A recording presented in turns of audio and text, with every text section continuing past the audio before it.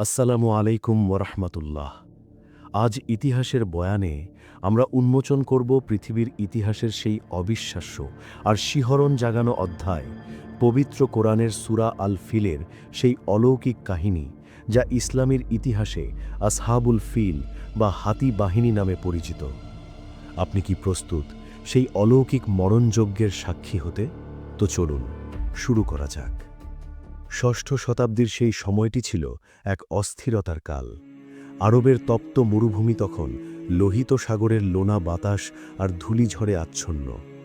দক্ষিণে ইয়েমেনের সিংহাসনে তখন আসীন এক ভয়ঙ্কর যোদ্ধা, আব্রাহা আল আশরাম। সে ছিল আবিসিনিয়ার, বর্তমান ইথিওপিয়ার নাজ্জাশী বাদশাহর সেনাপতি, যে বিদ্রোহ করে ইয়েমেনের ক্ষমতা দখল করেছিল।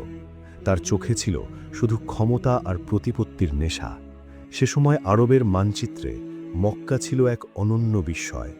কোনো রাজপ্রাসাদ নেই, কোনো ঝকঝকে শহর নেই, তবুও আরবের প্রতিটি ধূলিকণা মক্কার সেই কালো গিলাফে ঢাকা চৌতুষ্কোণ ঘরটির কাবার প্রতি নতজানু ছিল।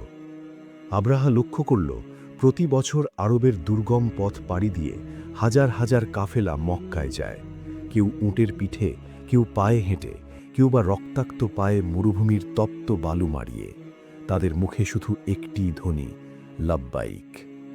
আব্রাহার মনে ঈর্ষার বিষ ছড়িয়ে পড়ল। সে তার প্রাসাদের ব্যালকনিতে দাঁড়িয়ে ভাবত, আমার এই উর্বর ইয়েমেন, এই বিশাল সেনাবাহিনী থাকতে কেন মানুষ ওই জনমানবহীন মরুভূমির একটি পাথরের ঘরের দিকে ছুটে যাবে? কেন আরবের বাণিজ্য আর অর্থনীতি মক্কাকে কেন্দ্র করে ঘুরবে? তার এই তীব্র ঈর্ষা থেকে জন্ম নিল এক শয়তানি পরিকল্পনা। সে সিদ্ধান্ত নিল, সে এমন কিছু তৈরি করবে যা কাবার মহিমাকে ম্লান করে দেবে। সে ঘোষণা করল কালিস আল-কুল্লিস নামে এক অকল্পনীয় গির্জা নির্মাণের। সে সারা পৃথিবী থেকে দক্ষ কারিগর, সোনা আর মূল্যবান পাথর আনালো। গির্জাটি যখন তৈরি হল, তার দেওয়াল থেকে ঠিকরে পড়া সূর্যের আলোতে মানুষের চোখ ধাঁধিয়ে যেত। গির্জার ভেতর ছিল চন্দন কাঠের সুবাস আর মূল্যবান রেশমি পর্দা। আব্রাহা ঘোষণা করল, এখন থেকে আরবদের তীর্থস্থান হবে এই কালিস। যারা মক্কায় যাবে তাদের কঠিন শাস্তি দেওয়া হবে। কিন্তু আরবরা ছিল আত্মমর্যাদাশীল। তাদের কাছে কাবা ছিল হজরত ইব্রাহিম আলাহিসাল্লামের স্মৃতি, তাদের ঈমানের কেন্দ্র।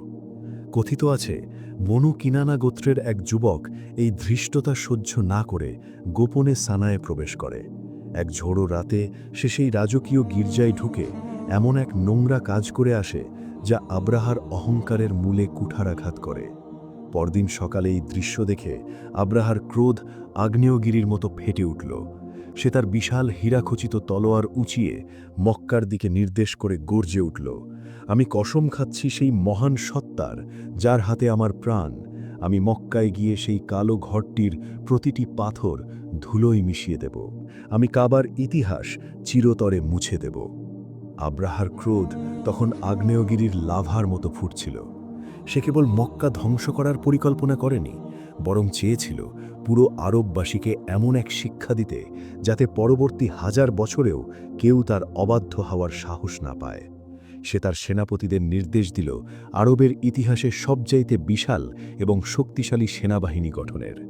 সানা শহরের উপকণ্ঠে শুরু হলো যুদ্ধের দামামা। লোহা আর তামার বর্ম তৈরির কারখানায় দিনরাত হাতুড়ির শব্দ শোনা যাচ্ছিল। হাজার হাজার ঘোড়সাওয়ার, বর্ষাধারী এবং দক্ষ তীরন্দাজকে একত্রিত করা হলো। কিন্তু আরবরা যে কারণে সবচেয়ে বেশি আতঙ্কিত ছিল, তা হল আব্রাহার সেই রহস্যময় ও দানবীয় হাতি বাহিনী। আরবের ধূসর বালুর ওপর হাতির উপস্থিতি ছিল এক অভাবনীয় দৃশ্য। আবিসিনিয়া থেকে সমুদ্রপথে জাহাজ বোঝাই করে নিয়ে আসা হয়েছিল বিশাল আকৃতির একদল হাতি বাহিনী। এই হাতির পালের নেতৃত্বে ছিল এক অজেয় দানব, যার নাম দেওয়া হয়েছিল মাহমুদ। মাহমুদ ছিল পাহাড়ের মতো উঁচু, তার দাঁতগুলো ছিল ধারালো তলোয়ারের মতো লম্বা। তাকে যুদ্ধের জন্য বিশেষভাবে প্রশিক্ষণ দেওয়া হয়েছিল, কিভাবে সুর দিয়ে আস্ত দুর্গ ভেঙে ফেলতে হয় আর কিভাবে পায়ের নিচে পিষে শত্রুকে ধুলোয় মিশিয়ে দিতে হয়। মাহমুদের বিশাল শরীরে পরানো ছিল লোহার বর্ম, আর তার পিঠে ছিল এক বিশাল কাঠের সিংহাসন, যেখানে বসে আব্রাহা যুদ্ধের তদারকি করত। যখন এই বিশাল বাহিনী মক্কার উদ্দেশ্যে রওনা দিল, তখন মরুভূমির ধূলিকণা আকাশকে ঢেকে দিল। হাজার হাজার সৈন্যের কুচকাওয়াজ আর হাতিদের ভারী পদক্ষেপে পুরো আরব ভূমি যেন ভূমিকম্পের মতো কেঁপে উঠল। পথে যেসব ছোট ছোট আরব গোত্র, যেমন জুনাফার এবং নুফাইল ইবনে হাবিব, তাদের পূর্বপুরুষের ঘর কাবাকে রক্ষা করতে তলোয়ার হাতে রুখে দাঁড়িয়েছিল, তারা আব্রাহার এই দানবীয় হাতিদের সামনে খড়কুটার মতো উড়ে গেল। আব্রাহা যেখানেই যেত সেখানে তার দম্ভের ছাপ রেখে যেত। সে ভাবত, এই বিশাল মাহমুদ আর হাজার হাজার সৈন্যের সামনে মক্কার কুরাইশরা কীই বা করতে পারবে?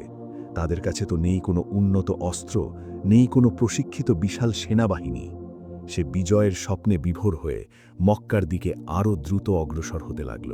সে জানত না যে মাহমুদের চেয়েও শক্তিশালী এক অদৃশ্য শক্তি তাকে এই মরুভূমির বুকেই আমন্ত্রণ জানাচ্ছে। আব্রাহার বিশাল বাহিনী যখন মক্কার উপকণ্ঠে তিহামা নামক স্থানে পৌঁছাল, তখন মক্কার মানুষের মধ্যে এক চরম আতঙ্ক ছড়িয়ে পড়ল। কুরাইশরা জানত, এই হাতি বাহিনীর সামনে তাদের তলোয়ার আর ঢাল কেবল খেলনার মতো। আব্রাহা তার সৈন্যদের নির্দেশ দিল মক্কার আশেপাশের সব গবাদি পশু লুট করতে। তার সৈন্যরা কুরাইশদের নেতা এবং নবী করিম সাল্লাল্লাহু আলাইহি ওয়াসাল্লামের দাদা আব্দুল মুত্তালিবের 200টি উঁট কেড়ে নেয়। আব্দুল মুত্তালিব যখন এই খবর পেলেন, তিনি একাই আব্রাহার দরবারে যাওয়ার সিদ্ধান্ত নেন। তিনি ছিলেন দীর্ঘদেহী, সুশ্রী এবং অত্যন্ত প্রভাবশালী ব্যক্তিত্বের অধিকারী। তিনি যখন আব্রাহার দরবারে প্রবেশ করলেন, আব্রাহা তার তেজস্বী চেহারা দেখে এতটাই মুগ্ধ হল যে সে তার রাজকীয় সিংহাসন ছেড়ে নিচে নেমে এসে আব্দুল মুত্তালিবের পাশে বসল। আব্রাহা ভাবল, আব্দুল মুত্তালিব নিশ্চয়ই মক্কার ধ্বংস ঠেকাতে কোনো সন্ধি বা ক্ষমা চাইবেন। কিন্তু আব্দুল মুত্তালিব শান্ত কণ্ঠে বললেন, আপনার সৈন্যরা আমার 200 উট লুট করেছে, আমি শুধু আমার উটগুলো ফেরত চাই। আব্রাহা অবাক হয়ে তাচ্ছিল্যের হাসি দিয়ে বলল, আমি ভেবেছিলাম আপনি আরবের এক মহান নেতা, কিন্তু আপনি তো খুবই ক্ষুদ্রমনা। আমি আপনার পূর্বপুরুষের তৈরি পবিত্র ঘর ধ্বংস করতে এসেছি, আর আপনি শুধু নিজের উটের চিন্তা করছেন। আব্দুল মুত্তালিবের সেই ঐতিহাসিক জবাব আজও ইতিহাসে অমর হয়ে আছে। তিনি অটল কণ্ঠে বললেন, উটগুলোর মালিক আমি, তাই আমি উটের চিন্তা করছি। আর ওই ঘরের, কাবার মালিক স্বয়ং আল্লাহ, তিনিই তার ঘর রক্ষা করবেন। তার সামনে আপনার এই বিশাল বাহিনী তুচ্ছ বালির কণার মতো। আব্রাহার রাগে ফেটে পড়ে উটগুলো ফেরত দিল এবং দম্ভ ভরে বলল, কাল সকালেই দেখবে তোমার আল্লাহ তার ঘর রক্ষা করতে পারে কিনা। আব্দুল মুত্তালিব ফিরে এসে কাবার দরজার কড়া ধরে অঝরে কাঁদলেন এবং আল্লাহর কাছে সাহায্য চেয়ে কুরাইশদের নিয়ে পাহাড়ে আশ্রয় নিলেন। পরদিন সকালে যখন মরুভূমির বালু চিরে সূর্য উঁকি দিল, আব্রাহা তার চূড়ান্ত হামলার নির্দেশ দিল। হাজার হাজার সৈন্যের উল্লাস আর ডঙ্কাধ্বনিতে আকাশ বাতাস প্রকম্পিত হয়ে উঠল। পাহাড়ের উপর থেকে কুরাইশরা দেখছিল এক বিশাল লৌহ দানবের মতো বাহিনী কাবার দিকে এগোচ্ছে। সেই বাহিনীর অগ্রভাগে ছিল মাহমুদ নামক সেই দানবীয় হাতি। কিন্তু ঠিক মক্কার সীমানায় মুহাস্সার নামক এক উপত্যকায় পৌঁছাতেই এক অলৌকিক দৃশ্য দেখা গেল। মাহমুদ ঠিক পাথরের মতো স্থির হয়ে দাঁড়িয়ে পড়ল। তাকে কাবার দিকে নেওয়ার জন্য মাহুতরা লোহার আঁকশি দিয়ে মাথায় আঘাত করল, শরীরে বর্ষা বিধিয়ে রক্তাক্ত করল, তবুও সে এক কদমও নড়ল না। আশ্চর্যের বিষয় হল, যখনই তাকে উল্টো দিকে অর্থাৎ ইয়েমেন বা সিরিয়ার দিকে মুখ ঘোরানো হতো, সে ঝড়ের বেগে দৌড়াতে শুরু করত। কিন্তু কাবার দিকে মুখ করলেই সে নতজানু হয়ে বসে পড়ত এবং করুণ স্বরে চিৎকার করত। আব্রাহা চিৎকার করে বলছিল, এই অবুঝ প্রাণীকে মারো, এটাকে কাবার দিকে চলো। সে জানত না যে পশুর হৃদয়ে আল্লাহর যে ভয় কাজ করছে তা তার পাথরের মতো হৃদয়ে নেই। ঠিক সেই মুহূর্তে যখন মুহাস্সার উপত্যকায় মাহমুদ হাতিটি কাবার দিকে এক কদমও না নড়ে বিদ্রোহ করছিল এবং আব্রাহার সৈন্যরা তাকে রক্তাক্ত করছিল, হঠাৎ এক অদ্ভুত গাম্ভীর্য পুরো মরুভূমিকে গ্রাস করল। বাতাসের গতি থমকে গেল, আর উত্তপ্ত মরুভূমির সূর্য যেন ভয়ে ফ্যাকাশে হয়ে গেল। হঠাৎ লোহিত সাগরের দিক থেকে এক বিশাল কালো ছায়ার মতো কিছু একটা ধেয়ে আসতে দেখা গেল। দূর থেকে দেখে মনে হচ্ছিল কোনো ভয়াবহ ধূলিঝড় বা বিশাল কালো মেঘ মক্কার দিকে ধেয়ে আসছে। আব্রাহা তার হাতির পিঠে সিংহাসনে দাঁড়িয়ে দেখার চেষ্টা করল। সেটি মেঘ ছিল না, সেটি ছিল কোটি কোটি ক্ষুদ্র ক্ষুদ্র পাখির এক অভূতপূর্ব ঝাঁক, যাদের ইতিহাসে আবাবিল বলা হয়। তারা সুশৃঙ্খলভাবে সেনাদলের মতো উড়ে আসছিল। প্রতিটি পাখির ঠোঁটে একটি এবং দুই পায়ে দুটি, মোট ৩টি করে কঙ্কর বা পাথরের টুকরো ছিল। এই কঙ্করগুলো ছিল সাধারণ মাটির তৈরি, কিন্তু সেগুলো আল্লাহর কুদরতে জাহান্নামের আগুনের মতো উত্তপ্ত আর হীরা খচিত তলোয়ারের চেয়েও ধারালো হয়ে উঠেছিল। পাখিগুলো যখন আব্রাহার বিশাল বাহিনীর ঠিক মাথার উপর পৌঁছল, তখন আকাশ থেকে শুরু হলো সেই অলৌকিক মরণযজ্ঞ। হাজার হাজার পাখি একসাথে তাদের ঠোঁট আর পা থেকে কঙ্করগুলো বর্ষণ করতে শুরু করল। এক একটি কঙ্কর যখন ওপর থেকে পড়ছিল, তখন তা আগুনের গোলার মতো তেজ নিয়ে সৈন্যদের ওপর আঘাত হানছিল। সেই ক্ষুদ্র কঙ্করগুলো সৈন্যদের লোহার শিরস্ত্রাণ ভেদ করে মাথার খুলি চিরে নিচে চলে যাচ্ছিল। কোনো বর্ম, কোনো ঢাল বা কোনো হাতির চামড়া সেই অলৌকিক আঘাত ঠেকাতে পারল না। পুরো উপত্যকা মুহূর্তের মধ্যে এক জীবন্ত নরকে পরিণত হল। হাতিগুলো যন্ত্রণায় চিৎকার করে নিজেদের সৈন্যদেরই পিষ্ট করতে লাগল। সৈন্যরা দিক বিদিক জ্ঞান শূন্য হয়ে মরুভূমির বালুতে লুটিয়ে পড়ল। আল্লাহ তাআলা পবিত্র কোরআনে এই দৃশ্যকে বর্ণনা করেছেন আসফিম মাকুল বা চিবানো ভুসি হিসাবে। অর্থাৎ পঙ্গপাল যেমন সবুজ ফসলের মাঠকে চিবিয়ে কঙ্কাল বানিয়ে ফেলে, আব্রাহার বিশাল অপরাজেয় বাহিনীকেও সেই ক্ষুদ্র পাখিরা মুহূর্তের মধ্যে ধ্বংসস্তূপে পরিণত করল। মরুভূমির বালু সৈন্যদের রক্তে লাল হয়ে গেল, আর পুরো উপত্যকা জুড়ে শুধু মৃত্যু আর হাহাকারের আর্তনাদ প্রতিধ্বনিত হতে লাগল। এই প্রলয়ঙ্করী ধ্বংসযজ্ঞের মাঝে আব্রাহা আল আশরাম অলৌকিকভাবে বেঁচে রইল, কিন্তু সেটি ছিল তার জন্য এক চরম লাঞ্ছনার শুরু। আল্লাহ চেয়েছিলেন তাকে পৃথিবীর মানুষের জন্য এক জীবন্ত নিদর্শন হিসাবে রেখে দিতে। তার শরীরেও কয়েকটি কঙ্কর বিঁধেছিল। সে যন্ত্রণায় পাগলের মতো চিৎকার করতে করতে ইয়েমেনের দিকে পালাতে শুরু করল, কিন্তু তার প্রতিটি কদম ছিল যন্ত্রণাদায়ক। পথে তার শরীরের ক্ষতগুলো পচতে শুরু করল, তার আঙুলগুলো একে একে খসে পড়তে লাগল, গায়ের চামড়া আর মাংস পচে টুকরো টুকরো হয়ে ঝরে পড়ছিল। সে যখন ইয়েমেনের রাজধানী সানায় পৌঁছল, তখন তার অবয়ব মানুষের মতো ছিল না। তার বুক ফেটে হৃৎপিণ্ড বেরিয়ে এলো এবং সবার চোখের সামনে সে এক বীভৎস ও অপমানজনক মৃত্যুবরণ করল। তার সেই অহংকারী কালিজ গির্জা কি জনশূন্য হয়ে পড়ল, এবং ইয়েমেনের মানুষ বুঝল যে স্রষ্টার ঘরের সাথে যুদ্ধ করে কেউ রক্ষা পায় না। এই মহাজাগতিক ঘটনার রেশ কাটতে না কাটতেই আরবের আকাশে এক নতুন চাঁদ উদিত হল।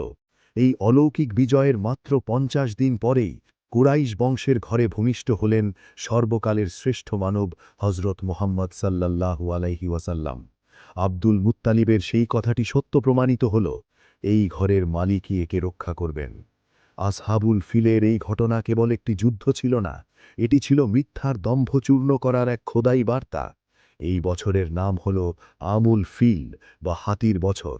আজ ১৫০০ বছর পরেও কাবার সেই গিলাফ সগৌরবে দাঁড়িয়ে আছে, আর আব্রাহার দম্ভ সেই মরুভূমির ধুলোয় মিশে গেছে। এটিই হল সত্যের চিরন্তন জয় এবং অহংকারের চূড়ান্ত পরাজয়। ইতিহাস সাক্ষী, অহংকার আর দম্ভ কখনো টিকে থাকে না। আব্রাহা চেয়েছিল কাবার অস্তিত্ব মুছে দিকে, কিন্তু আল্লাহ তাআলা সামান্য কিছু পাখির মাধ্যমে তার বিশাল বাহিনীকে ধুলোয় মিশিয়ে দিয়েছিলেন। এই ঘটনা আমাদের মনে করিয়ে দেয়, অত্যাচারী যতই শক্তিশালী হোক না কেন, চূড়ান্ত ক্ষমতা কেবল মহান আল্লাহর হাতে। আজকের এই অলৌকিক কাহিনী আপনার কাছে কেমন লেগেছে কমেন্ট করে আমাদের অবশ্যই জানাবেন। ইতিহাসের এমন সব অজানা আর ঈমানদীপ্ত কাহিনী নিয়মিত শুনতে এখনই ইতিহাসের বয়ান চ্যানেলটি সাবস্ক্রাইব করে আমাদের সাথেই থাকুন। ইনশাআল্লাহ দেখা হবে ইতিহাসের নতুন কোনো পর্বে। ততক্ষণ পর্যন্ত সবাই ভালো থাকুন, সুস্থ থাকুন। আল্লাহ হাফেজ।